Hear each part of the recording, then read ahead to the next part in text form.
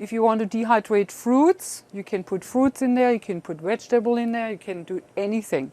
Everything that needs to be preserved. For example, what is one thing that we always do, if you get a whole good deal of bananas and they are already kind of overripe and nobody wants to buy them anymore, what are you going to do? You dehydrate them. Why? Because overripe bananas have tons of enzymes. They are wonderful sweet, and when you dehydrate them to preserve them, you can actually use them for smoothies. And they taste absolutely great. So dehydrators are good for more solid food, food that gives you a little bit of variety of raw food.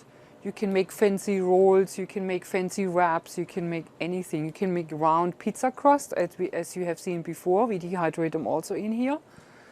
You can make little tarts, anything you want, and that's why it's good to have a dehydrator. Don't go necessarily for smaller ones. They have also smaller ones, because if you get used to it, to a dehydrator, you need every little square inch in there and you will fill it up. So if you start with a small one, you might regret it and oh, I should have bought the bigger one. Just buy the bigger one right away so you never run out of space. Excalibur, it's on the internet. There are different distributors in different cities. You can buy them from them or from the internet, either way. It's really one of the best out there.